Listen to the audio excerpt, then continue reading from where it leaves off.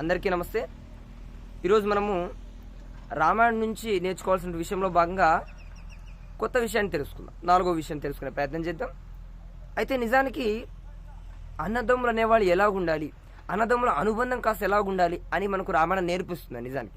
ఎందుకంటే అందుకేనండి మనం తప్పకుండా మన పిల్లలకి చిన్నప్పటి నుంచే ఈ రామాయణ మహాభారతాది యొక్క పురాణ ఇతిహాసాలు తప్పకుండా నేర్పించాలి వాళ్ళకి. ఎందుకంటే ఇవి చరిత్రని తెలియజేయాలి మనం ఎప్పుడు.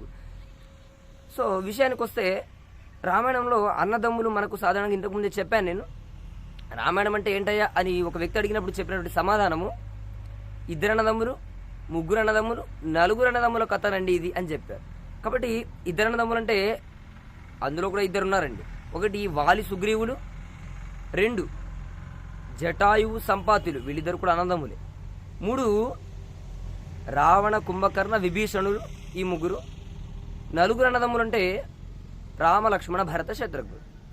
మరి 2 అన్నదమ్ముల నుంచి నేను నేర్చుకోవాలి, 3 అన్నదమ్ముల నుంచి నేను ఏం నేర్చుకోవాలి, 4 అన్నదమ్ముల నుంచి ఏం నేర్చుకోవాలి. కాబట్టి అన్నదమ్ములు అంటే ఎలాగుండాలి అని చెప్పడానికి మనకు ఒక విషయంలో భాగంగా సుగ్రీవుని వాళ్ళని కూడా చూపించారు. ఎలా ఉండకూడదని చూపించారండి నిజానికి వాళ్ళు చెప్పాలంటే. ఎందుకంటే వాలి తన తమ్ముడైనటువంటి సుగ్రీవుని యొక్క ఆస్తి మీద, తన యొక్క సంపద మీద, వాటి మీద ఆశపడ్డాడు. అందులో భాగంగా తన భార్యను కూడా అపహరించాడు వాలి. కాబట్టి చివరికి అధర్మం వైపు నిలిచిన కారణంగా, అకృత్యమైన పని చేసిన కారణంగా వాలి శిక్షించబడతాడు, రాముని చేతుల మీదుగా అతను సంహరింపబడతాడు కూడా. కాబట్టి ఈ విషయాన్ని మనం నేర్చుకోవాలి. ఒకటి, వాలి తన తమ్ముని యొక్క ఆస్తి మీద, రాజ్యం మీద, తన భార్య మీద ఆ కోరికను చెప్పి అపహరించిన కారణంగా ఇతను చివరికి మరణిస్తాడు. ఇది ఈ 2 అన్నదమ్ముల నుంచి నేర్చుకోవాల్సిన విషయం. అయితే ఇంకా 2 అన్నదమ్ముల్లో జటాయువు సంపాతి మనకి నిజంగా చాలా ఆదర్శం అండి. నిజంగా అన్నదమ్ములు అంటే ఈ విధంగా ఉండాలి ఇద్దరు అని చెప్పుకోవచ్చు మనం. జటాయువు సంపాతి ఇద్దరు కూడా అన్నదమ్ములు ఒకనొకసారి పోటీ మీద ఈ యొక్క ఆకాశంలో ఒక పోటీ పెట్టుకుంటారండి. వాళ్ళు సూర్యమండలం వైపు ఎగురుకుంటూ వెళ్ళిపోతుంటారు పైకి. నీకంటే నేను, నాకంటే నువ్వు అనేటువంటి ఎత్తులో ఎగురుతూ వెళ్తారు పైకి.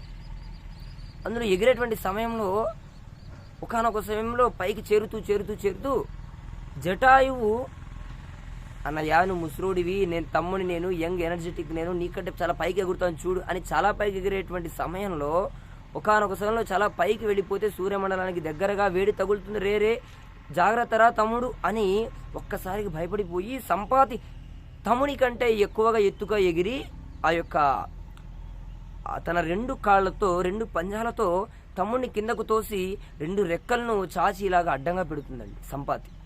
కాబట్టి తద్వారా సంపాతి 2 రెక్కలను కోల్పోతుంది. ఆ యొక్క ఉష్ణం యొక్క తీవ్రతకి ఆ రెక్కలు కోల్పోతుంది.